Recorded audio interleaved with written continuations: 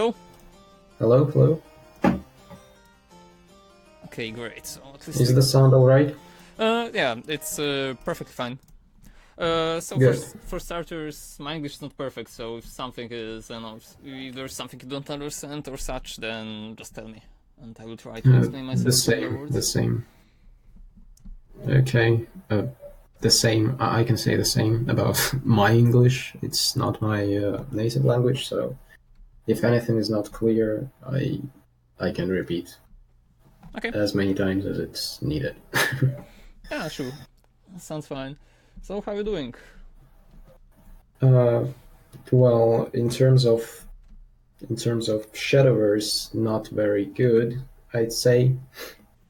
I've just lost a series of games, which was pretty frustrating, but generally fine.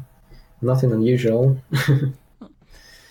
Okay, that's good to hear. Okay, first thing first, I will go and request the spectate.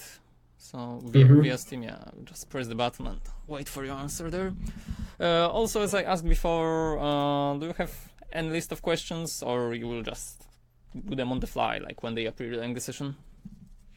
I don't have any prepared questions, so I think we'll just. I'm more interested in like play-by-plays explanations, like explanations of the of how to play a deck I'm not familiar with. Like, for example, if we are talking aggro decks, right? They're pretty straight as to what they are supposed to do and what and how they are supposed to be played. So there is no I have no problem with that. But there are some decks with which I'm not that familiar, which I haven't had a chance to play much, like OTK Roach, for example, which is one of the hardest decks to master, as I was told. Um, that you need like to get a feel for a deck to be able to play that effectively. So yeah, Hmm? that's that's what I'm most interested in. Like, Okay, fine. Also, what are your current goals? Like, do you have any set goals in Shadowverse? Despite that you want to mm, improve with any certain decks? well, if we are talking goals, I guess hitting Grandmaster would be nice this month, since it's the last month of the expansion before before it all resets. So yeah, I've tried to reach Grandmaster last month, and I've been doing pretty okay. I got to 7K when it was like the 20th of November. I got to like 7K, and then I had this huge lose streak, which was like 13 games in a row, something like that. And I got like super demotivated to go any further and just kind of gave up on it, like whatever. Okay. Then again, this month I've been doing pretty good in the first days. I got like to 3.5K, and now I'm I'm at a lose streak again. Yeah. So I have this weird pattern. Like I win a bunch of games, then there is this period of 50% win rate or something like that when I'm like hanging at the same place. And then there is this massive lose streak, like 10 games or something like that. And I guess I'm at the third part of the cycle currently. And I was wondering if there was anything I can do to break this pattern, or just. I mean, when you lose so many games like in a row, you can't help but wonder, like, is it something wrong? Like, is something wrong with me, or is it just how the game is supposed to be? Like, sometimes it feels extremely unfair. Like, for example, when you when you play Dirt Rune, right? Mm-hmm. And you pull just the Earth sigils and nothing else. I mean, I do have a lot of sigils in my deck, but I also have a lot of followers, and it feels extremely unfair when you lose just because you drew worse than your opponent did. Yeah, that's Yeah, true. but then again, I cannot be absolutely sure that it's not me, that there is something I could have done to win the game, and maybe it's just me or something wrong with me, because like that's a lot of games, like when you think about it. 10 games in a row, that's a lot of games to lose. I mean, Yeah, it is. yeah. But So that's why I've seeked like training or consultation or something like that no problem. So, to figure out. of course, let's just try to break it down step by step and try to recognize what is the problem. So, first thing first, how many hours you are spending on Shadowverse? Like, how much games are you able to play, for example, in a given week? In a week. Yeah, in a week. Well, I'd say if I go all out, I'd say about 150 games in a week, like 20 games a day or something like that, maybe more.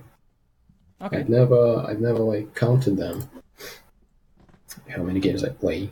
But I guess I play every day about like not every day, but usually my game sessions last like about 2 hours per session or something like that. Okay, sure. So that's the first thing. Like, if you want to reach Grandmaster, you obviously need time because this game requires grind. Like, getting Grandmaster is a grindy thing. Eventually, if you improve as a player, you will get there. So there is no like given principle. So, for example, your goal at the moment, even if you say you want to get to Grandmaster, it shouldn't be set in stone. Like, I want to get this and this rank, and it's not only for Grandmaster. It's for any like competitive rank in any competitive esports game, whatever. It's not like your goal should be I want to get to this rank. It's rather be I want to improve as a player, and if you improve as a player, the rank will come eventually. It's like a byproduct of you playing better, and winning more games. Because there is no reason. Like, rank won't just come out of mere luck or whatever. It's not like you are playing the very same thing day and day and day and grind, and the things are not gonna change. So it's all about doing improvements and learn small steps that will help you out. So the time is one of them. It depends on the win ratio, the decks that you are playing, and all of the stuff. Because the faster the deck, the more games you can play, given in any like amount of time. So obviously, faster decks are a lot of help in grinding the game. And here comes another question: which deck were you playing last month, or which deck are you playing right now? So last month, I believe I've been playing a lot of blood, aggro blood, vengeance blood, all kinds of blood, not control. Okay. Just aggro and vengeance, or a hybrid like of aggro and vengeance, like with Belphegor generals, but also with Karabos, something like that. I also played a lot of aggro Dirt Rune with. I have the build I'm playing now is a bit different than what I've played a month ago. I believe I ran more 3 mages of Nightfall, 3 Hella Golems, 3 Dances of Death, 2 Mutagenic Balls. The point was like to get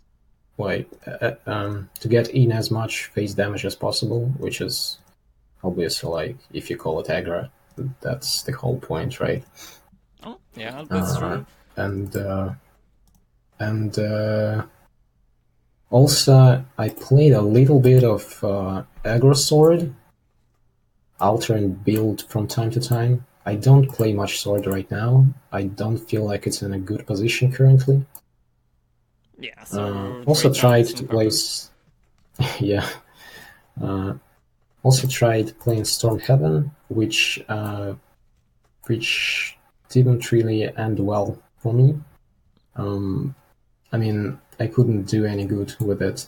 I mean, I won some games, but I don't play Heaven much, so I just stopped playing it since I couldn't get any decent win rate out of this. Yeah, and that's it. And Neutral Forest also. I played Neutral Forest last month. This month, I've played Dragon and Blood primarily. Like Dread combo with Dragon.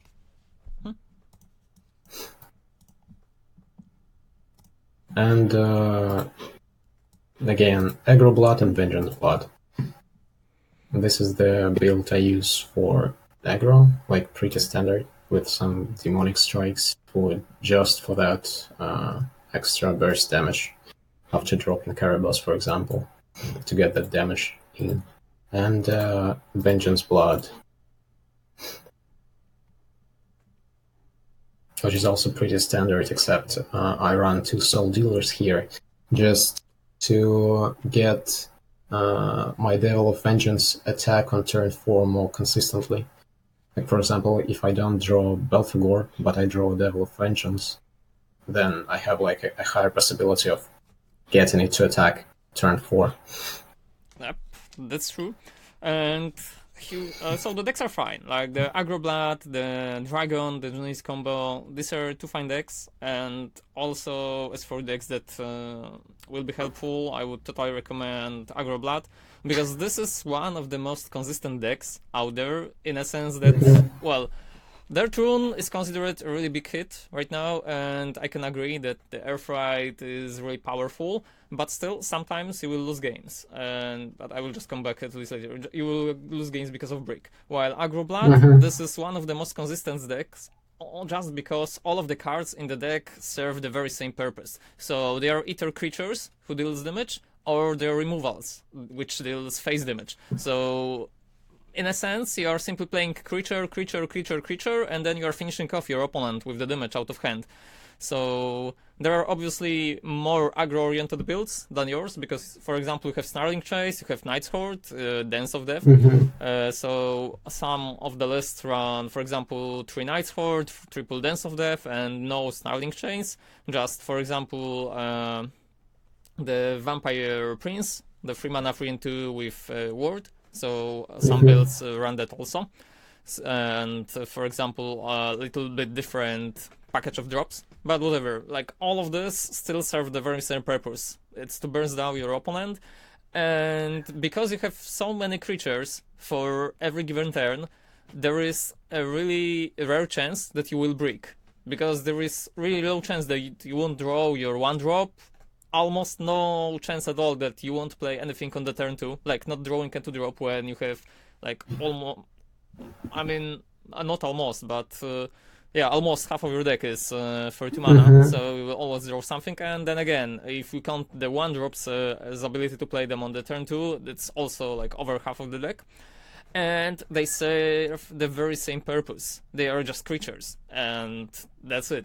While with the Dare Tune, sometimes you will be just stuck with the Earth Sigils, and they do nothing. They do not press your opponent, they do not put damage on the board, and they do not serve as aggression. So while the Dare Tune is still a really good deck, it still has some flaws when it comes to grind. Obviously, it can have a really good win rate, so the deck might be excellent a lot of the times, but sometimes you will break just by drawing the cards, and because of how the mana curve in this deck works and how the Earthright synergy is there.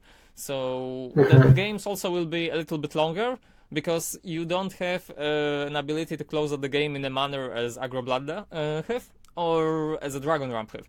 The other thing is the Dragon Ramp. This deck that you showed me is also okay. So the Genesis combo Queen, all you have to do with Dragon is survive your really game and then burst down your opponent, but you probably already know that. The thing is, it makes the deck really easy when you draw correctly, and this deck obviously have increased and a good amount of draw thanks to the Draconic Fervor, for example, or just cards that draw another card, so you have a lot of them. in the deck. And the thing is, you don't even have to damage your opponent in the early game, you don't have to win the board in a huge manner, all you have to do is simply draw Bahamut to get rid of all of the redances that your opponent played, and then just Queen, Genesis, you know how it goes. So the deck is not hard, the goals to achieve are not hard, and compared to what you were saying earlier about the Roach Forest, that's way easier, because with Roach Forest you need multiple pieces of the puzzle, so you need Roach, you need Bounce, you need multiple cards to play a turn, and then obviously you need to go around wards and such, and you don't have such good removal as Dragon. So Dragon is also a really good deck in a sense that it's maybe not it's extremely fast as aggro, but it's efficient. It simply have all the tools needed, and they are good. They are simply good and consistent thanks to the draw. So the Blood is consistent because of the mana curve, while the Dragon is consistent because of the drawing tools and ramp and such. So that will come for a Dragon. But as for deck list, do you build your own deck list, or where do you get them? No, I'm still pretty bad at deck building, so I'm usually net decking. I'm using primarily. Let me send you the resource. Yeah, sure. I'm using a lot of Game Press when I started playing, but then I've started using Twitter, like Japanese, reading Japanese Twitter. They post a lot of deck lists, and I also started using this resource. I've sent you in the Discord. It's in Japanese, but the interface is like it's pretty clear how to use it. It's updated regularly with news and deck lists, so I just sometimes take deck lists from there. Okay, I see in the link right now, and yeah, it's the link that I just wanted to recommend in case you were using something else, because there is probably no reason to not copy the decks from the high master Japanese players and from YOTCG. Like, of course, we have these tournaments like NG, Europe, NA, but this is subpar. Like, the competition is not as fierce, and in YOTCGs, so if you ever were to copy the tournament decks, just copy the Rage or YOTCGs. Obviously, you might tune some cards for ladder, because sometimes player will just take cards in order to tournament format. So obviously some tech cards might be only for tournament use, but most of the time you just want consistent lists. So when it comes to net decking, totally do it. Like, there is nothing wrong with net decking, and a lot of players are, well, majority of players and huge majority of players are not fit to be deck builders, and they have no idea where to start. And also, to be a good deck builder, you have to be excellent player and know exactly what you need to do. So if you are ever stumbled upon a question, am I fit to be a good deck builder, that means, like, nope. Like, there is no reason to ask yourself this question, like, you would know it already. So it just comes with experience in time. So you need this experience a lot of games, and also the competitive background helps a lot. So yeah, I forgot to ask before, but did you play in any card games before Shadowverse? Any other card games, or maybe even just competitive esports? Any genre? No, I've never played any card games. As to competitive games, I've played a lot of Dota 2 back in the day, but it's been like 2 years or 3 years since I've stopped playing that. And then I guess I had this long period when when I didn't play any competitive games, except maybe a little bit of Overwatch. And yeah, that's it. And then I just picked up Shadowverse and got into it and started playing that. Okay, good. So I just know where I can base my analogies that, so that they will be easy to understand. So we can compare deck building to metagame and picking metagame champions. So for example, in Dota 2, if you were not a top tier team, I bet most of the time players will just copy team comps or play the champions that are proved useful instead of experimenting themselves, unless they are one-trick ponies. And you probably experienced it. Overwatch have way smaller pool of heroes, and the game is different in itself because of all of the map objectives and the champions being good on certain maps. So there is the other thing. But well, in Shadowverse we have only one environment, only ladder, because the Take Two, well, there is no like meta on Take Two. It depends on what cards you get, what classes you get, and stuff. So obviously some cards will be better than the others, but it's not gonna work like this on ranked. Okay, so we are done with the time. So I would say playing this amount of games per week is fine. So if you are ever able to stretch more, then you can do it. But also you can split your time and treat it like learning curve. So you can split your time between playing and like watching and reading articles. So watching some stuff about card games in general, because there's a lot of things that are similar in a lot of tempo-based card games. That's what a lot of people call them. So Shadowverse is really similar to Hearthstone, Elder Scrolls Legends, Duelist to some extent. Same goes for the Magic the Gathering, and all of these games will share a common trait. So they will share archetypes like aggro, control, combo, and what they want to achieve. They will share the mindset. So a lot of things that just comes with preparing your mind, preparing to grind, preparing to matchups, preparing your deck. It will be the same. So if you ever stumble on competitive article about just a card game, any given card game, there's probably a lot of things that you can translate to any other and get a lesson from it. Also, same goes for a lot of competitive approach in any esports. So even if it is, for example, competitive approach for League of Legends, Counter-Strike, Dota, Overwatch, whatever, like any game, it still might be translated to Shadowverse, because there is a lot of things this game share, and yeah, it's really common to use them, and it's really helpful.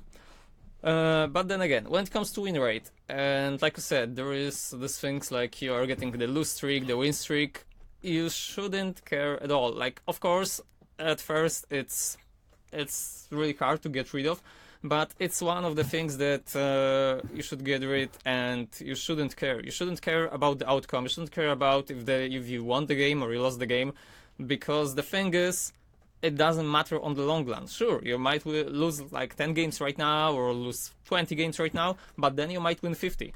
And all matters is a positive win rate, like in the grand scheme of things. So after a lot of games, if you are still on a positive win rate, it's fine. It doesn't matter that you did it with the lose streak, win streak, whatever. It's all that matters is the final score. And the other thing is, even if you lose the game or win the game, some of the games that you lost are the games that you cannot do anything.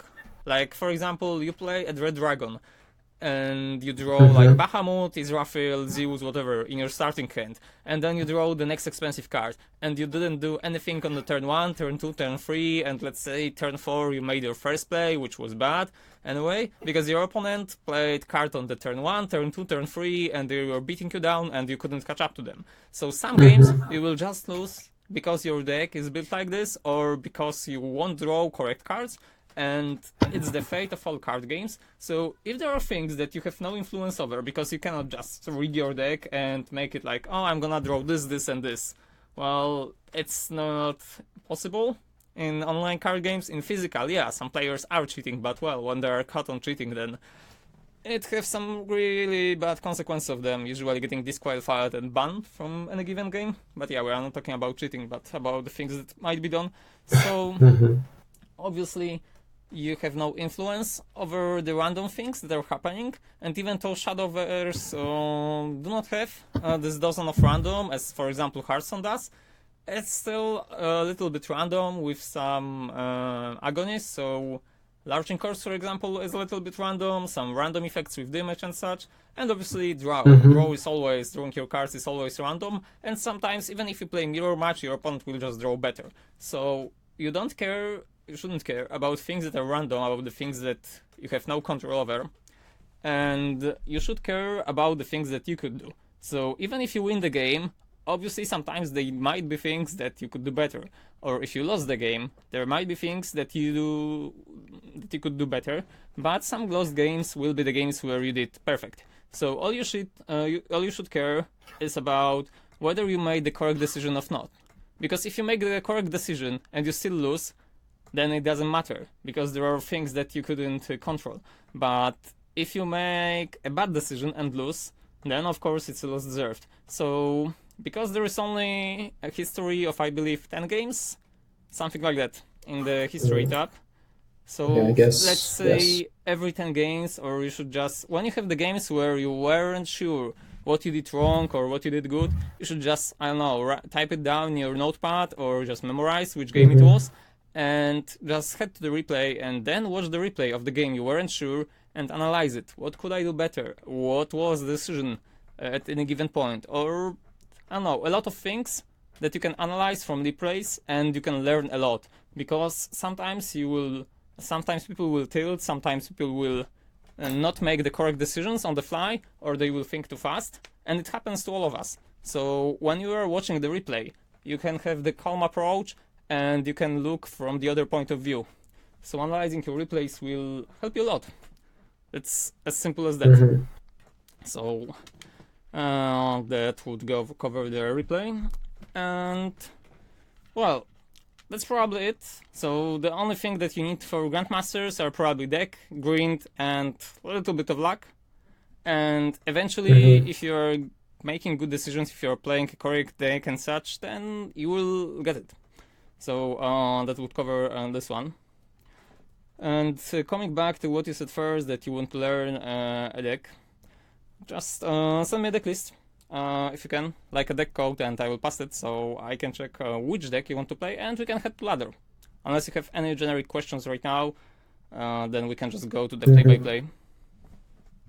So, you mean like any class, or like to send any deck I want to learn, and yeah, just any deck you want to learn.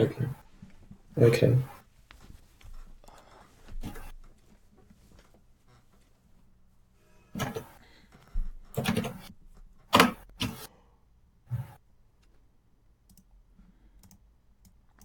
Okay, I got the code. Let me check it.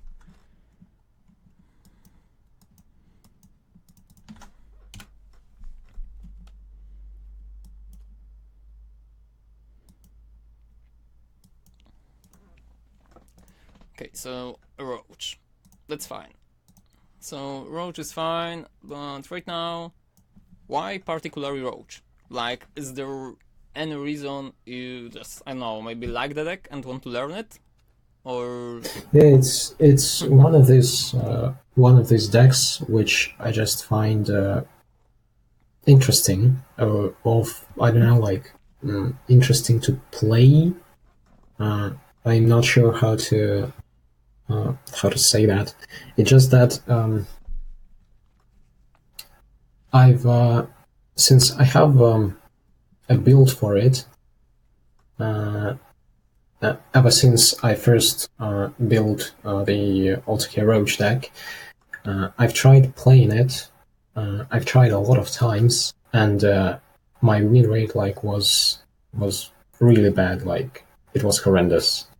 And this is one of these decks which what you've been talking about, which requires making which often requires making these card decisions, like what card to play.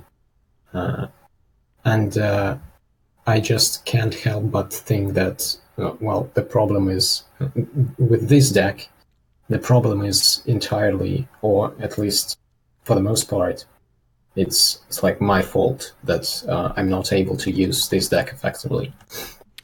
So I've already had 2 training sessions through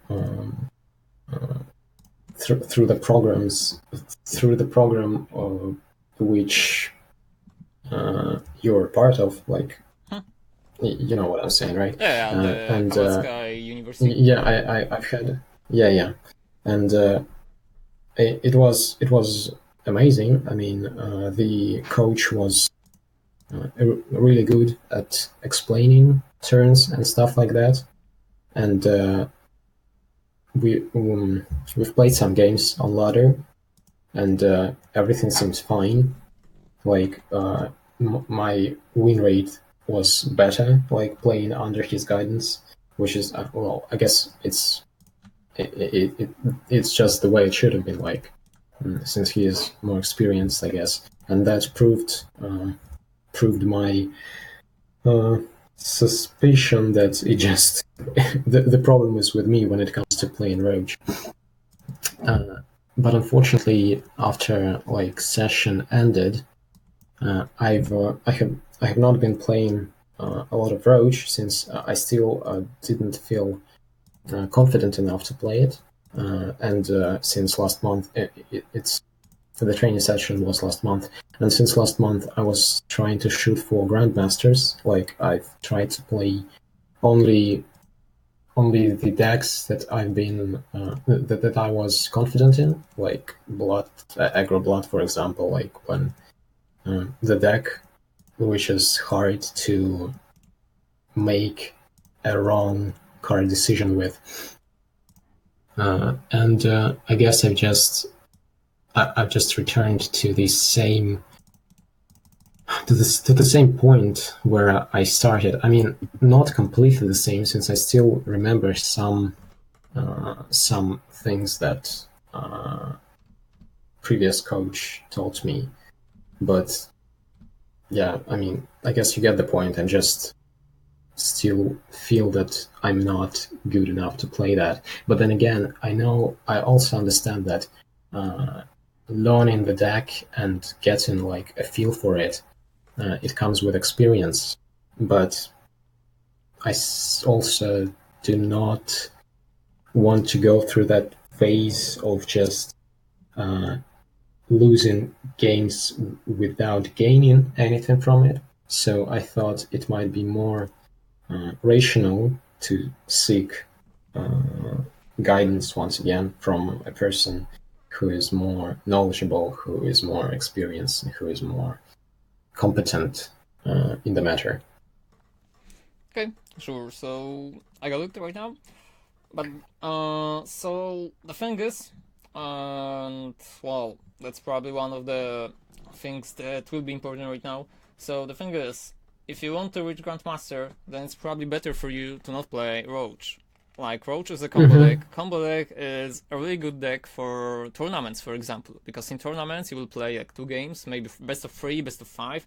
So 2 games, 3 games, 5 games, whatever. But there is a very small sample of games. And because of very small sample of games, you are able to play a really good game with Roach, or you are able to draw cards in a correct way, you are able to do anything with the deck. But on ladder, of course, on ladder, some players will have a positive win rate, but the problem on ladder is a lot of players on ladder simply play aggro decks, because the aggro decks are efficient, and it goes for all of the decks in a lot of card games. Aggro decks are efficient, they are cheap to make, they are consistent, and they are good. And because if ever in card games the aggro deck is in top tiers, so for example in Shadowverse right now we have aggro blood as a top tier, we can also consider Dirt Rune to some extent as an aggro deck, or whatever. And the Roach will have a really good time when you play it versus control decks. So when you play combo versus control, if they are not able to counter your threats, and your threats are like killing them in one turn, then you are obviously in the leading position. But versus aggro, a lot of the time the match will just result in you throwing cards correctly. So when you were talking about the win rates are that you had better win rates with a coach. It's still no, it doesn't still mean that it was a coach influence, because the game sample was probably too small. I don't know how many games you played with him, but if it was like less than 100 and then less than 100 you played alone, then it's probably too small of a sample. Because sure, 100 sounds like a big number. We can even make it 50 games. But I still doubt you played 50 games with him and then 50 games alone. Is it true? Yeah, that's true. I guess I might have played like maybe 70 games or something like that, but with a coach we probably played around, I don't know, maybe 10 games or something like that.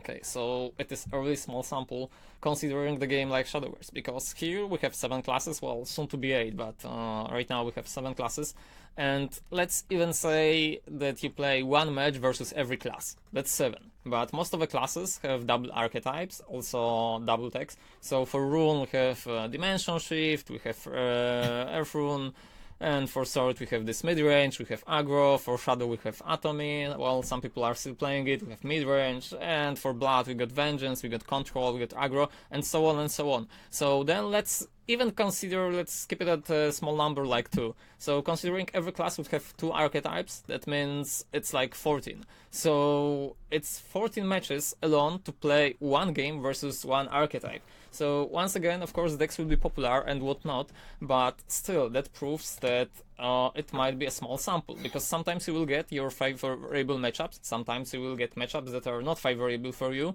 and as long as it doesn't include a lot of games from the metagame, a lot of decks, then it won't be fine.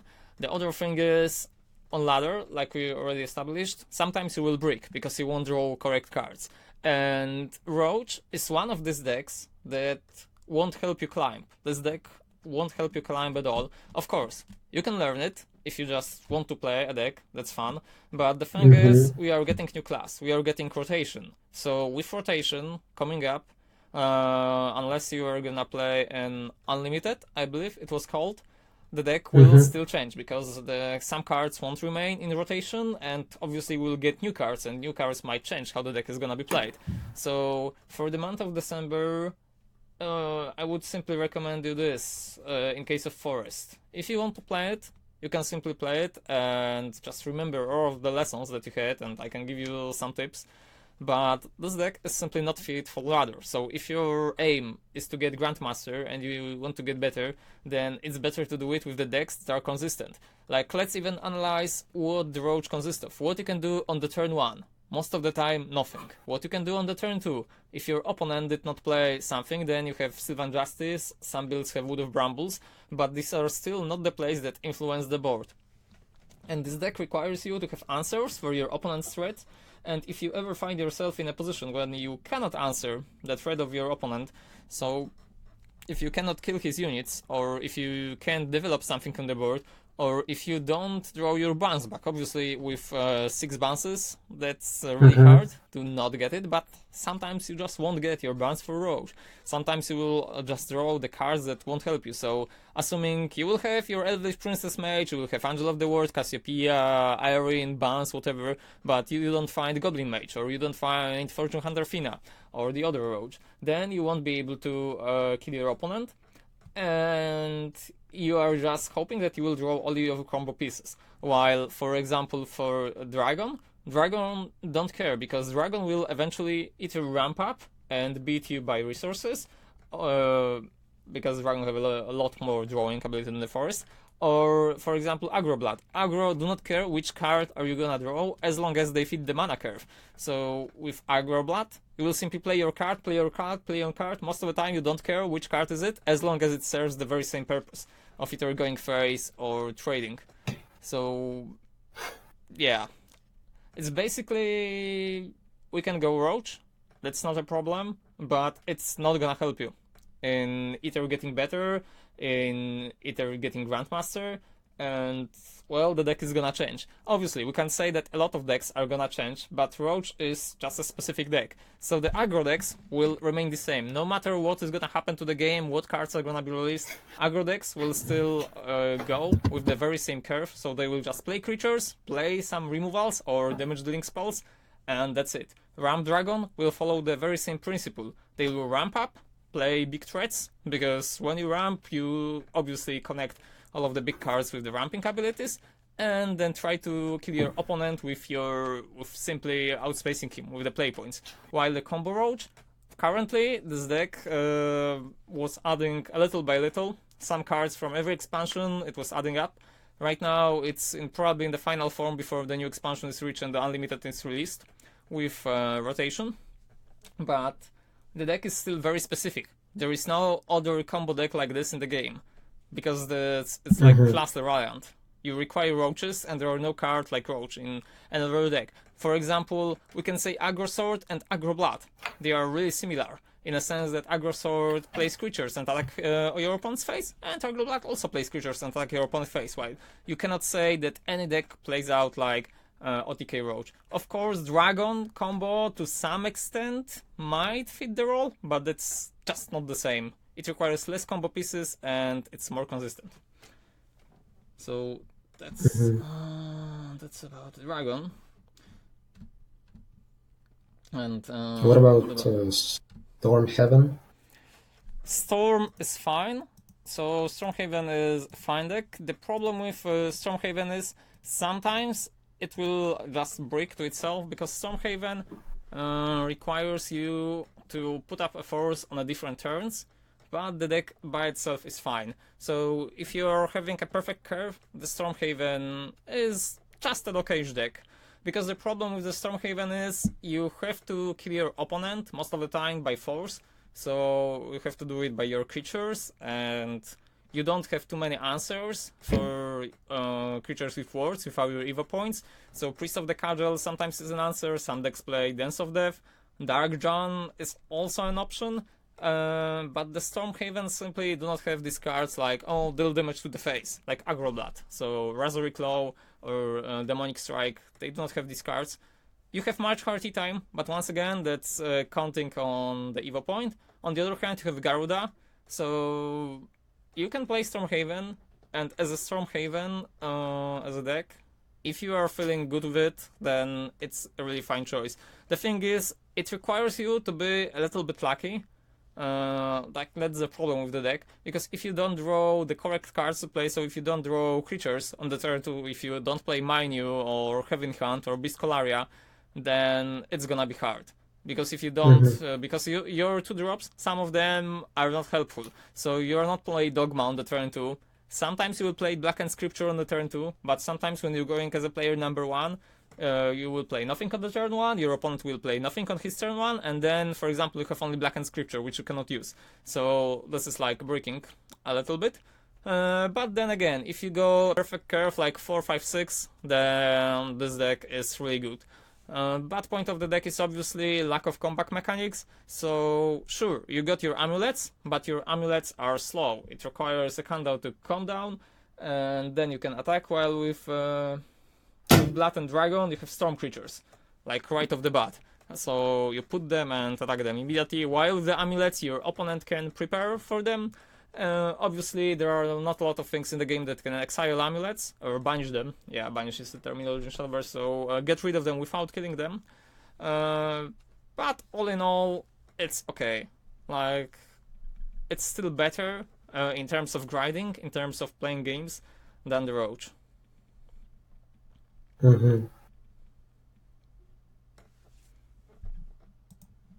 Then, I guess, what do you think we should go with then? Or it's just like up to me to choose? Well, it's up to you. I don't mind on a deck. We can still go Roach if you really do want. But, well, it's just treat it as a piece of advice from me. If you want to reach Grandmaster, then Roach won't be helpful to you. It's probably a really good, really fine deck if you want to enjoy it. But there is the other thing. If you are focused to win, like playing to win, then you should probably always choose the best deck to play. And winning the games, well, it might be boring if you play with the same stuff. So some people in what was September. How long have you been playing Shadowverse? Since the middle of September, I guess. Okay, so since the middle of September 2017. Okay, so this year. So like for 2 months or 3 months? 3 months, I guess. 2.5 months, I guess. Okay. Around that time. Okay, cool. So you were at the release of Wonderland, not Wonderland, the Starforge Legends. And then if you are following some trends, Discords, Reddits, Facebook groups, whatever, like any of the communities, you might notice that a lot of people were like, oh, getting Grandmaster with Aggro Sword is so, like, I don't know, so unskillful, it doesn't require skill, people are just brain dead, I'd rather do this and this than play aggro, I won't play Aggro Sword, and they were like diminishing the effects of the deck because it was so simple yet so effective. And such a great majority of the players that got Grandmasters got it with Aggro Sword, because this deck was extremely broken at the beginning. Obviously, Prime Dragon Keeper, yeah, it turned out to be the major opponent later on, but for the first day, the first days, first weeks, the sword was deemed as a community, as a deck that doesn't require skill and it's all about the luck. But there is nothing wrong. Like, no one said that you can't achieve great goals with a simple deck. You don't have to play the most refined deck, the deck with the most combo abilities that is super hard to pilot.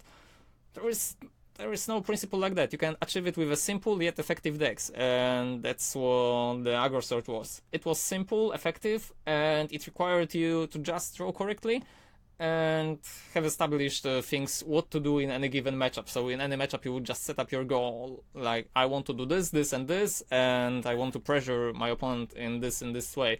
And the aggro blood in the current meta is serving the very same thing, and the dragon too.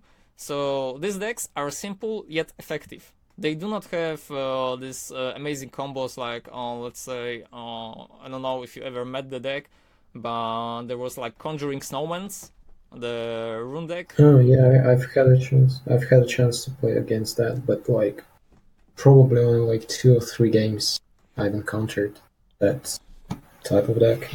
Yeah, so this is the type of deck that have really fancy combos, and when it wins with fashion, but when it loses badly. And well, the same can be said to some extent about the combo forest. So when you win with one turn kill out of hand and your opponent can't do anything, wow, it's good, it's fine. But when they are just playing their cards, like they play Goblin Mage, they play Fairy Princess, and then like, they die because they couldn't do anything on the board, well, it's not fun at all then. And same goes for the Seraphim. That makes sense, yes. Well, I have no problem playing meta decks. I don't feel any less comfortable playing meta stuff since, as I've said, I've picked up the game in the mid-September or like in the end of September or something like that, and in 1 month I've climbed like from beginner to masters, and obviously I've played exclusively meta stuff since I have this basic understanding of how to learn a new game. You can just play the game and see for yourself. But since I have some experience playing competitive stuff, I do understand how all these online resources and forums work.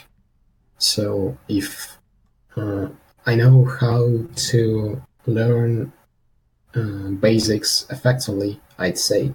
So probably the first thing I've done after starting playing Shadowverse, I went to different resources and read a bunch of different guides on what his current meta was, and crafted my and built, or rather net decked my first deck, which was Blood. And with Blood, in a matter of days, like in a week probably, I reached A rank, the golden one. Yeah, it's A. So up to A3 or A2, I played Blood almost exclusively, like aggro Blood, or hybrid of aggro and vengeance. And then PZK happened with aggro sword, and 300 wins out of this 400. I believe it was in October. It was all like in 1 month, and in 1 month, in October was the month I reached Masters, and I reached it with PDK deck. So I have no problem with stuff, and yeah, I mean, a lot of people might say that the point is not winning, but having fun, but for me, it's extremely hard to have fun when I'm not winning. So yeah. Okay, so that sounds good, and that sounds you have a really good approach, because a lot of people are like, oh, I'm playing for a year and I'm stuck in B rank or I'm stuck in A rank or whatever, and they were not taking steps to improve themselves. And when you just say that you are playing like since September and you climb to masters in 1 month, that's already a proof that your approach was correct. And playing meta decks, like all the steps that you did was good. Like this is a good approach, and if you just care about winning the games, it's even better. Because a lot of people will be like, "Oh, I want to have fun. I refuse to play this deck because this deck doesn't require skill. This deck is too broken. This deck is this," and they will complain. So if you don't have any problems with playing meta decks or playing the decks that are simply the best, then it's good. It's already a really good sign, and it will help you filter down. So all you need to do right now is simply play more games, and you will eventually climb. Because if the end of the session, you should probably break down like your goals, let's say, of points, whatever, the positive sum. You should do it weekly. Yeah, I believe weekly will be a good one. Well, maybe not weekly. You can do it like every 5 days or so. So every 5 days you can check out what is your score, or you can note down how many games you won, how many games you lost. You can see the disparity. And if the amount of game you won is higher than the games you lost, then it's a sign that you are simply getting higher in the ladder. The other thing is, how fast is this progress gonna be? So let's say if you we have like 23 days, something like that, in December until the Grandmaster reset, but the expansion is on the 28th, so it's like 21 days. So because it's 21 days, let's just break it down like 4 periods of 5 days, something like that. And if you notice that during 5 days, for example, you only climbed, let's say, 500, that's not a lot. Obviously, that's not gonna help you. So you are at almost 3,000 right now. So for every 5 days, you should climb like, well, around 2,000 and something. So every day you should climb like, I don't know, 500 points. At least 500, I guess. Yeah, something around 500. So obviously, if you climb 1,000 in one day, then you just made up the amount for the next day and such.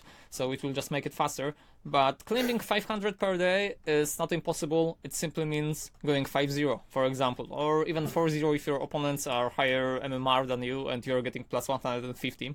That's possible, and sometimes you will lose less points if you lose versus players with a higher amount of points.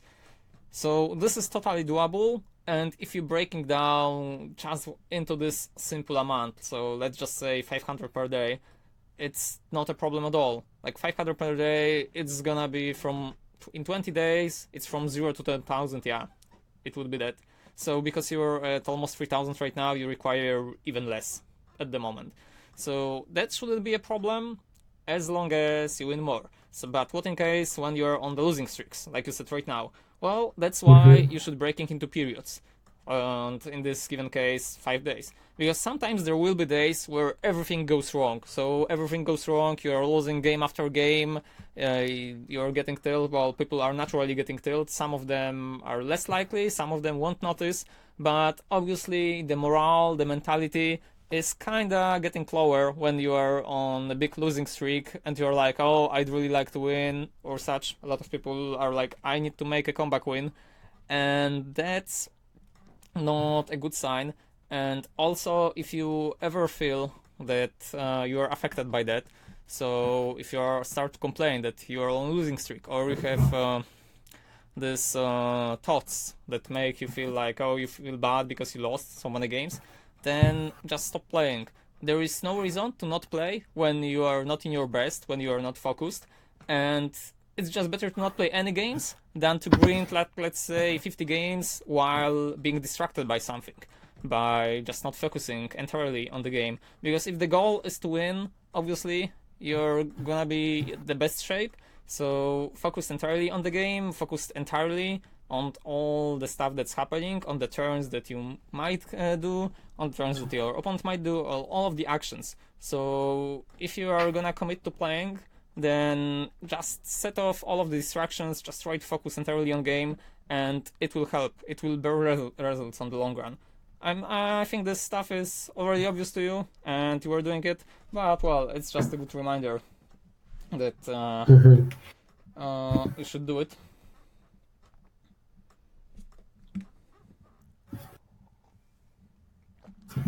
I think one of the possible reasons why I wanted to learn to play Roach, like any new deck, like to learn something new, is because since I've already mentioned, I've had this losing streaks experiences, and this long losing streaks, I've never experienced anything similar to that previously when I was climbing to Masters. Sometimes I would lose like 3 games in a row, like 4 games in a row, but that was probably tops, like of how bad my lose streaks would get till I get to Masters. And after hitting Masters, I probably have experienced my longest lose streak so far. I believe it was like 12 games or something like that. It was like last month, exactly when I dropped from 7K, and I just tried to find what went wrong, and it might have been just like you mentioned, this kind of bad day or something like that. But I also started wondering, maybe I've just maybe I've just reached that point of how to say that, when I stopped making progress, like becoming better as a player. And I thought maybe learning something new is the solution to like becoming better. I mean, obviously learning something is the solution, but since I also have a more specific goal, right? Reaching a specific rank, right? Getting a specific amount of points, I can't help but wonder how I could do that more efficiently. Like what should I do to reach that specific small goal, which is like short-term goal, while becoming better as a player. Better player is like a long-term goal, and you can strive for that constantly and try to improve constantly. This specific short-term goals, I think, are also necessary, like reaching GM, for example. It's not even really about the exclusive sleeves or extra packs. It's just whether or not I can do that. Like, to get this 10,000 or like 10,000 master points in 1 month. And I would like to think it is possible for me to do that, but sometimes I just lose streaks. They feel so terrible and so demotivating. Sometimes you're just lost as to you just don't know what to do and what you did wrong. Yeah. Yeah. Okay, so the thing is, what was your best win streak? My best win streak in Masters. In Masters, it's like 9 games, or probably 10 games. Probably 9 games, I think. My longest win streak, like at all, I believe it was in AA rank, maybe in AA2 or somewhere in there. It was like 15 games, maybe, when BGK was a thing.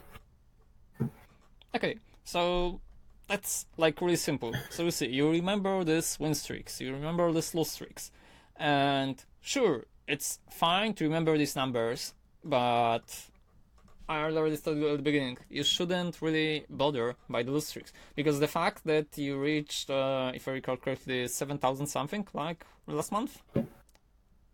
I mean, 7,000 was the highest I've reached, but Okay, the highest you in the reached. end, as I've said, I've dropped to 5.9k. Then I played a little bit more. I climbed a little bit, like 300 or 400. But then I once again hit this point where I stopped. I stopped climbing, and it was around 50% win rate, and I was like, well, it's the second part of the cycle. I guess I'll start losing again in a couple of games, since that's how the game worked for me the whole last month, as I remember it. I mean, when you think about it, like I did climb 6k in the end, so the win rate was positive. But still, when you feel pressured for time, and even when you feel that it's just not your day, you still feel this. You still feel pressured by the fact that it's gonna reset like in 7 days or like in 8 days, and you just do maths in your head. This really simple maths. How much do I need to? How many points do I need to get per day? And you just think about it, and you understand that you just don't have enough time, and you keep playing even knowing that you're losing and you cannot stop losing, and it feels really bad. Yep. So it's what I would call a little bit tilted by the amount of time, and also feeling pressured is a good thing here.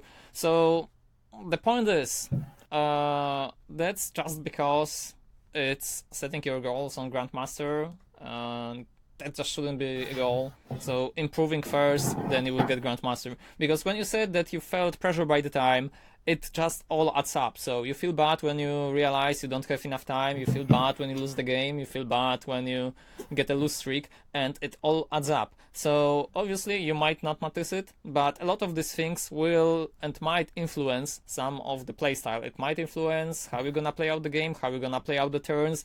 You might make decisions that are not entirely positive, or they are not entirely good, like sub-correct decisions. And when it comes down to this, then it's gonna affect you, and it's gonna make you more games. But as you noticed, in the end, you climbed 6k. That means that you had positive win rate. So because you had positive win rate, the only thing you had to do was spend more time. Because if you continue getting positive win rate, eventually, with a given amount of time, you will get there. So maybe it was a time, maybe it was the difference between getting there or not, was not spending enough time.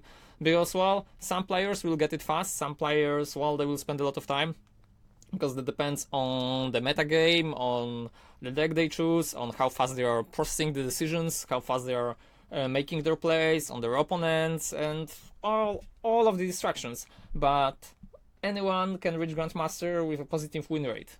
If they have enough time. So for some players it will be like 3 days, 4 days. For other players it will take entire month, but they will get there. And all you have to do is just play enough games and have positive win rate. Sure, there will be some setbacks and lose streaks, and the pressure of time might be a setback, and there might be something that you are doing wrong, that might be something that you are not doing entirely correct. So these micro decisions that are occurring in game. But when you said that at the end of the month you knew that you wouldn't make it, but then you keep playing nonetheless, it's not a good thing, because how are you gonna improve at the game? Sure, a lot of players have this, I don't know, delusional approach that the only way to improve at the game is to just play more games.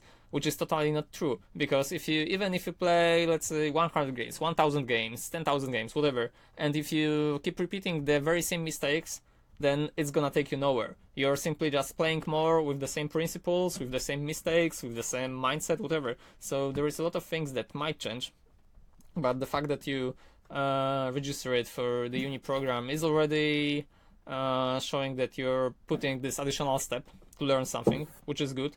And now you have to just seek guidance. And well, there are some streams on Twitch. There were a lot of streams on Twitch from players, some of the Japanese. Obviously, there are also pages like Nico Nico, Weibo, and well, a lot of well, Asian, I don't know, stream webs, but that are not in English. But I don't know. Do you know them or not? But well, there are just some players that are not streaming on Twitch, they are streaming on other services that are just exclusive to Asian regions, and there's a lot of Shadowverse going out there too.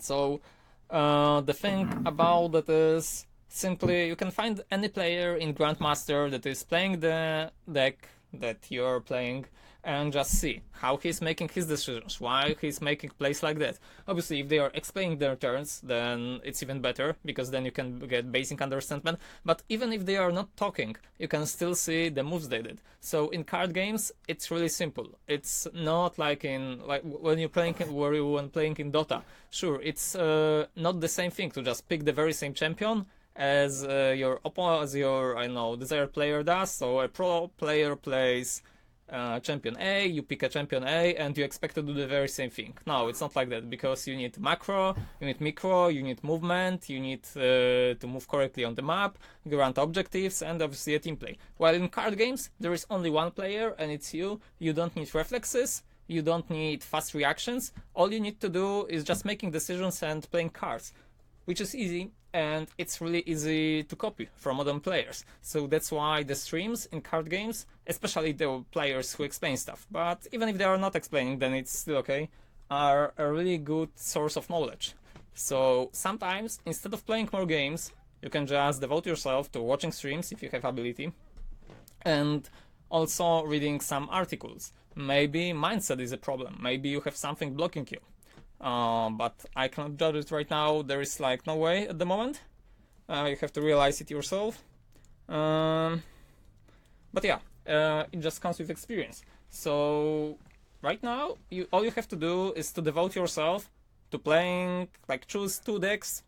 I would say more than 2 is probably wrong, because you don't need to be able to play all of the decks from entire game to reach the Grandmaster. And mastering them would alone take a good amount of time. So just pick 2 decks, maximum of 2 decks, just choose them yourself. I'm not saying now, but just decide what you're gonna do, refine the builds, find players from these types of deck, find the refined builds that are working, copy them, and master them. So it's better to master 2 decks that you have, that you know what you have to do on any given turn versus any given deck, and you will never find yourself in a situation or another when you have to spend more time. Because if you learn all of the matchups, all of the things, you will just intuitively know what to do. So your opponent does thing X, and you immediately would know what to do, how to respond, and all of this stuff. While if you are changing deck, like let's say you change deck every 2 weeks, every 2 days and such, then if you change classes and such, it's not so common, because every class will have different goals, different cards, different approach to any situation. So mastering decks is a really good thing. And you probably experienced that in Dota and Overwatch too. You're not gonna learn every champion, every character in the game. You're just gonna master some of them and be a proficient in them, instead of just trying to be good with every one of them. No, it's better to master some of them. And the same goes for the card games. So it's not really that hard, and it's more about dedication and amount of time put on.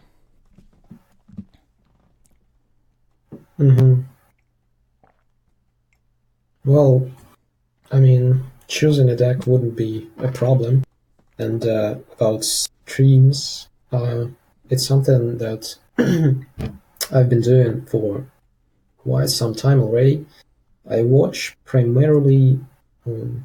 I think like a couple of weeks ago, I stopped watching, or I started watching less of Western streamers, and I watch primarily Chinese streamers. Most of them do not talk while they're playing. They're just playing, and so I usually just when I have time, I just go to Twitch and check if some of them, if any of them are streaming, and just just do what you said. I just watch how they play. I am following one of Chinese grandmaster players who plays primarily Bloodcraft,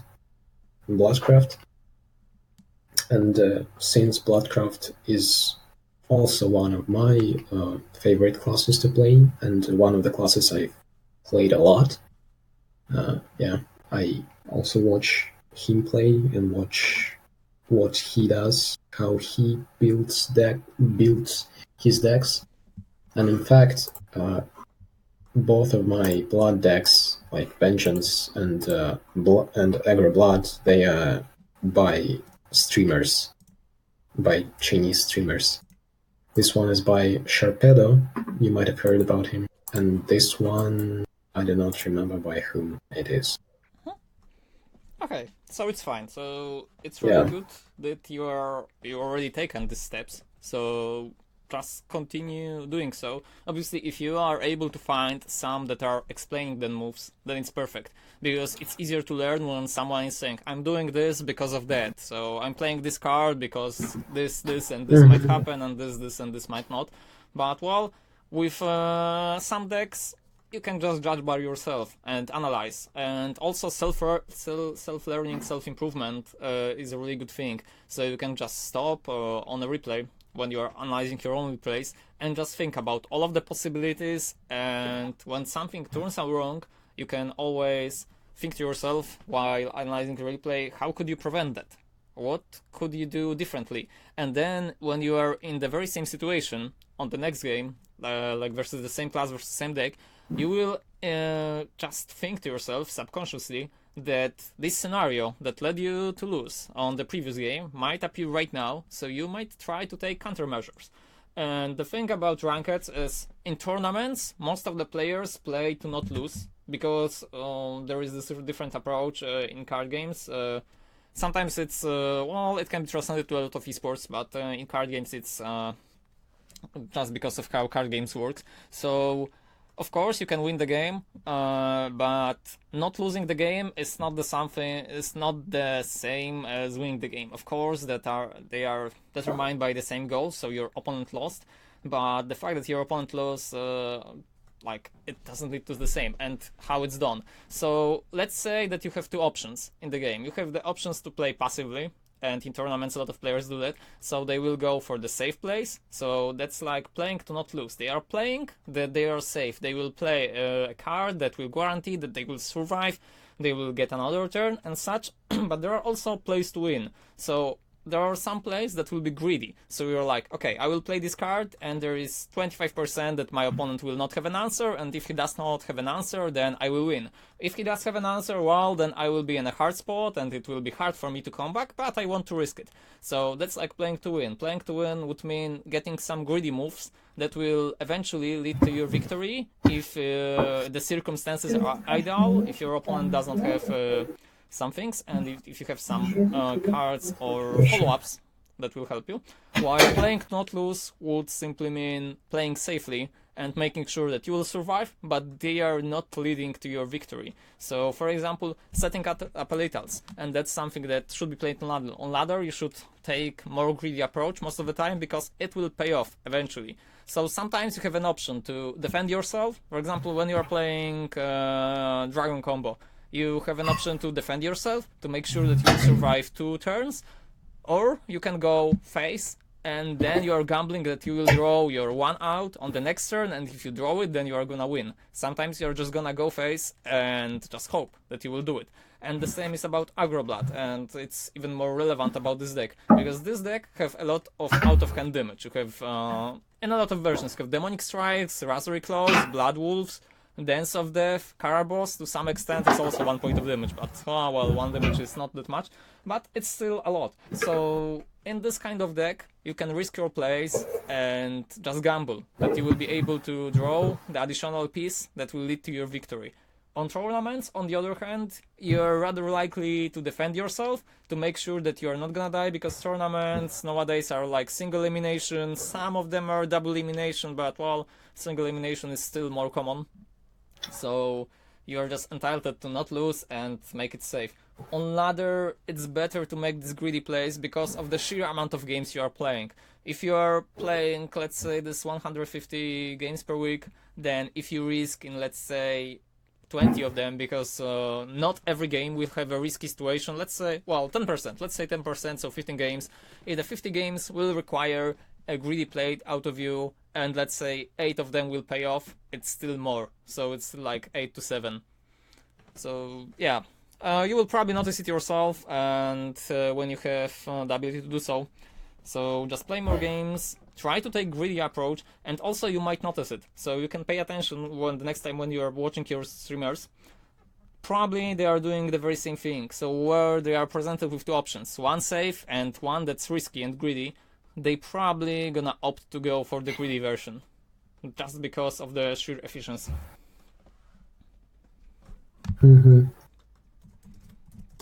Well, I think I've already been doing that to at least some extent, since when it comes to choosing what card to play, for example, making a card choice, right, or making a choice of play, then I just tend to ask myself where this play puts me. Like, for example, with aggro decks, and I've played a lot of aggro decks or tempo decks, it's very important not to lose that tempo. For example, if you're playing control, you can afford a certain tempo loss, you can afford to play defensively, you can afford to play safe, since you have this control, this control cards and means to win the game. But with aggro, it's a really simple deck, and by defending yourself and by playing safe, you do not progress towards the victory. And there is no point in playing safe as aggro and playing defensively as aggro. Like, sometimes there is a point, like, for example, in a mirror match, right? But I always tend to ask myself, would that play put me closer to victory? Would this play be progress towards my victory, or would it just be a pointless play? So yeah, I guess I do understand what you're talking about. Yeah, but there is one thing that strikes to me a little. So you're saying that the aggro is easy. The point is, most of the time, aggro decks are more complicated than the control decks. And the thing is, sure, it looks like the decisions are easy to make because the cards do the same thing. But the point is, aggro decks have this additional thing which control deck does not have. And they are playing against the clock. So when you are playing with an aggro deck, you probably notice that when you are playing versus control, or you are playing versus a deck that have a given amount of healing, or just a mid-range deck that will strike you in the late game. With an aggro deck, if you don't win fast, so there is like this clock that's ticking down, and you have certain amount of turns in which you have taken down your opponent. If you don't do so, you will simply lose, because your opponent's cards will outvalue in the late game. Sure, you can have your Ambling Blades, your Blood Wolf, and whatever, but the moment your opponent drops the Sibyl of the Water Worm, for example, and heals the 3 damage per turn, and let's say you don't have a tool to remove her, or you don't have this Dance of Death or removal in your hand, or a big creature, and you have to sacrifice your resources to kill her, worst case scenario, you don't have a resource to kill her, you're gonna lose, just because you are not doing enough damage, and he's simply healing.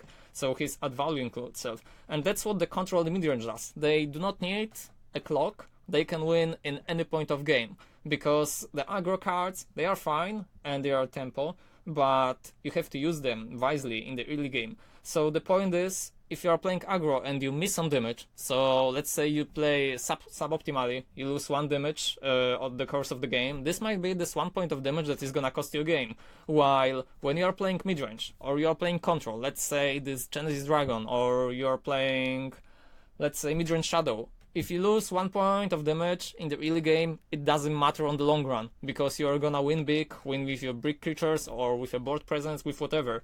You don't, there is no certain amount of time that you have to win versus your opponent. It only exists with the aggro and the tempo decks. And as to simply provide it, well, I will also give you some resources on that, but maybe you know it. Do you know this, like, famous of all time article? It's really short, but still it's relevant. Who's the Beatdown from Magic the Gathering? No, never heard about it. Okay, so I will send you it right now on Discord. Like I said, it's really old, so this is one of the things that, well, it translates to Magic the Gathering, so obviously the cards are gonna be different, but I totally recommend to read it. No, I'm not saying that you have to understand all of the Magic cards and such, but it's short, but it simply shows some principles. Like, the aggro might take on a control role, and the control might take on an aggro approach. That all depends on the cards you have, on the matchup recognition, and how you are gonna do it. So that is the first thing. But this one is just referencing to Magic, but it's really good. The other thing is, the other thing that I will recommend to you to reading, because, well, this one is more famous in esports in general. Playing to Win. Do you know this book?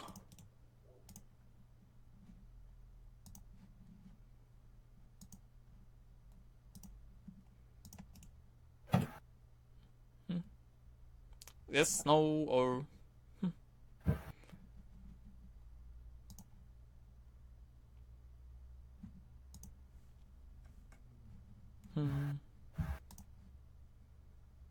Sound resumed.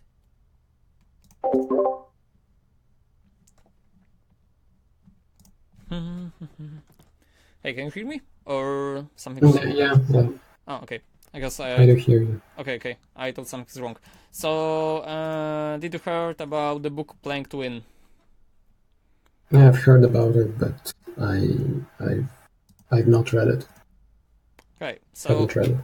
so it's like your homework. If you want to improve, then, well, it's I sent you a link, like another one. There is a PDF version of it in the internet. Obviously, you can spend, like, I don't know, there is like $10 to buy it, but you can just read it for free on the, like, this is the official site anyway. So this book obviously have a lot of references to fighting games and to the games that were popular back then in the days, but this is, like it said in the title, it's like a gaming bible. It's something that if you seek competitive approach, this is something that you should look on, and this is something that will really help you. Like, it doesn't matter what game are you playing, if you read this one and you understand the principles that are set there, you will improve as a player. You will improve mentally, your mindset will improve.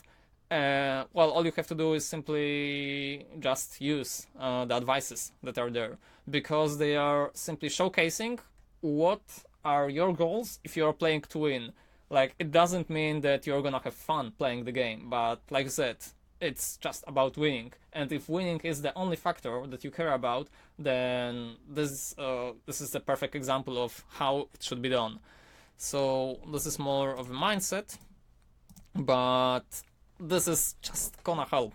This is gonna help. Like, no matter what the game are you gonna do, this is something that is really crucial in players' development, because a lot of players, well, some of them didn't like never heard about it. Some of players never thought about their mindset, approach, or whatever. But a lot of good players in any game, just at some point of their career, they were thinking about what to do, what's the best mindset, and we can observe it in a lot of esports. So Counter-Strike, League of Legends, they have all psychologists, they have sessions, they are working about mindset, they are working about mindset as a team. And well, obviously for card games it's a little bit different, because card game communities, teams, or whatever, there are like teams, we have so many members and such, and that's it. They are not getting proper coaches, they are not getting psychologists or like sports one, and they are not working on the mindset. It only applies to like the best of them. But well, then again, Hearthstone, Shadowverse, Elder Legends, all of this game have this random factor, which is really hard to overcome. And because the games are a little bit shifted to our casual, obviously without casual players wouldn't have seen. It's very unlikely to tell, but there is other card game that have a lot of books and psychologists and all of the coaching stuff that exists for way longer than the series existed. And obviously you heard about it. It's poker, obviously, and poker is also a card game, but it's a game of mindset. It's a game of approach. Sure, it also have random pieces, so random cards are turned down, but it all comes down to the mindset, to how you approach your opponent, how you rate your opponent, how you rate your cards, how you rate your hand. And it just shows like that's the best example of how improving mentally will improve your game as a player, because there are not many factors that you can improve as a poker player. You cannot improve your deck because there is no like deck in poker. You cannot improve your, I don't know, you can't improve your cards because the cards are the same. Turn order, that's non-existent. You cannot improve RNG even though RNG is there. So the only thing you can improve is your mentality and your approach. And obviously the player who is just doing a better job at that is gonna win on the long run. Like, of course, there are some poker players that over the course of the years were like, oh, they played first tournament and they won big. Sure, but we also had these all-stars who are winning and winning and winning, and they are doing it consistently. It's not magic. It's not like random, it's not luck. It's because they did something that the other players did not. They are stronger in certain areas. And being strong in certain areas, so for example in this mindset and having competitive approach, is obviously gonna lead to success. A lot of players, and there was this famous quote that well, let me remember. Oh well, I forgot how it was sentenced, but wait a second, because it was really good about that.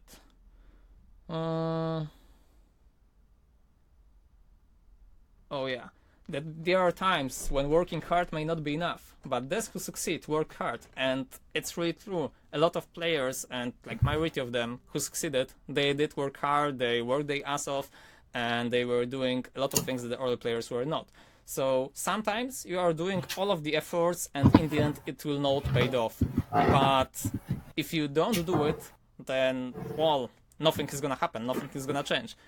So that comes to the part when I was saying about playing more games. If you simply play more games, it's not gonna lead to great success, because sure, you're gonna improve, you're gonna realize your own mistakes over the course of time, but it's only a minuscule change. Like, it's not gonna be a big change, it's not gonna be a big improvement, because if you are making a mistake that you fail to recognize, then you're gonna repeat it over and over.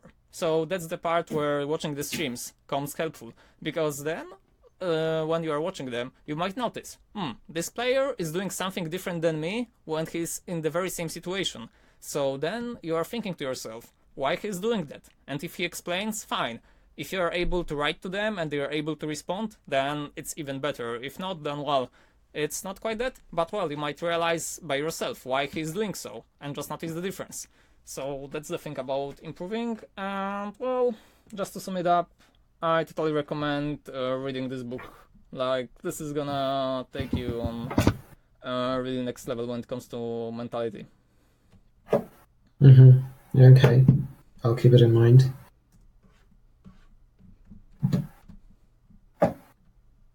Because obviously the stuff that I was saying right now, yeah, it's generic stuff. It's not like it's correlated to Shadowverse, but obviously it's just related to how you should approach the game. Because you were climbing efficiently, so you just showed to me that you had this 6,000, whatever. So you had positive score. And right now you just have to take additional steps to improve your win rate.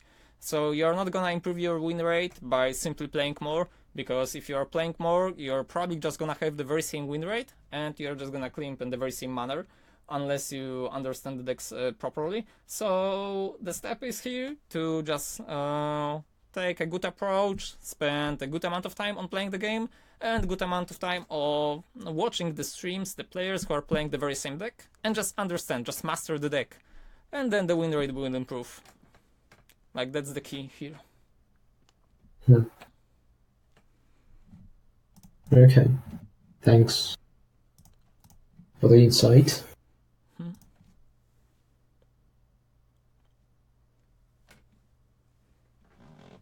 Is there anything else? Well, if you have any questions for the time being, then just feel free to ask them. Because maybe there is a question or two that might stumble into your mind when I was talking on where you were thinking about stuff. Or something that you want to ask about. Well, I mean, everything you've said, it makes sense. I mean, about mindset, it is important to have correct mindset while approaching like any given situation, and being able to make optimal plays is well, it's important. Obviously, like that is one of the reasons why I watch streams on Twitch, to get this to get these moments. I always try to before the streamer makes a play, I try to think to myself like, what would I do in that situation? And sometimes the streamer does just the thing that I thought about doing, and sometimes he does something else which I do not understand. But yeah, I mean, it makes sense. I mean, everything you've said. So I think I have understood most of it. So I don't think I have any questions here on that part. Okay, good. So for the time being, as I sent you in the message, like in the first one on Discord, so usually I do like 2 sessions with people within the Hollow Sky Uni. So for now, the steps for you would be to choose the decks that you want to play. Like I said, you don't need to do it right now, so simply choose the decks, probably find a good build for them, and then we can set up for under session, for example, like the next week, and then we can go with the play-by-play or just spectating and such. So like by this week, you probably will have enough time to, for example, read the book that I sent to you. It's not very long, and you will definitely find time to find the 2 decks that you want to play, and then we can just work on them. Also, I expect you to reach a nice goal for the next time, but we'll get within touch like on Discord. So yeah, we are probably gonna set it out there. It works for me. Okay. Yes. So if it works for you, then great. So if there is no anything else, then well, I hope you learned something. And if you ever find a question like within this period of time before the next session that you want to ask, then feel free to ask me on Discord. Okay. I'll respond. Okay, thanks. Okay, so well, on that will be it. So have a good night, and well, good luck and on your improvement then. See ya. Same to you. Thank you for your for the session. Thanks. Bye. Okay, bye. Okay, so that will be it for the current session. Well, obviously, if anyone on chat have any questions, then feel free to ask, be it Facebook or Twitch. If you want to order your session, you can order it on Gamer Sensei here. Well, obviously, you know my link, so I will copy it, but I will copy it anyway. And yeah, I will just answer some question in Polish that's on chat, and that's gonna be it for tonight. So thanks for coming in, and yeah, see ya next time. Hilarek, znaczy ja gram Smite Tactic, nie? Gadam po angielsku, dlatego że to był coaching sesja po angielsku, z człowiekiem, który mówi po angielsku. Więc, a Polacy mnie oglądają, no to chyba nie, w Shadowverse nie za bardzo i no. To była sesja skierowana właśnie na angielskie, no, ale angielskich ludzi, którzy też to oglądali na Facebooku, więc więc to, że póki co Polacy mnie oglądają, to że ktoś nie pisał, no to cóż, no jak mówiłem, no lekcję można kupić i jak ktoś kupuje po angielsku albo ma po angielsku, no to dostaje ją po angielsku, a nie po polsku, tak? No nie będę mówił do kogoś po polsku jak nie będzie rozumiał. No, ale to by było na tyle i tak skończyłem właśnie tego sesję, jak nikt nie kupił teraz następnej, to kończę, więc trzymajcie się i pozdro. Więc, yeah, I was just explaining some stuff in Polish. So obviously you can rewatch the session if you want. It's gonna be recorded on Facebook. It's gonna be recorded on Twitch. So take your time. The problem on Facebook on Twitch obviously is that Twitch didn't record entire session. So yeah, the Twitch messed up a little, but you can watch the entire recording on the Facebook. So no problem. So no problem there, and that's it. So thank you all for coming. Hope you learned something new too, and see you next time.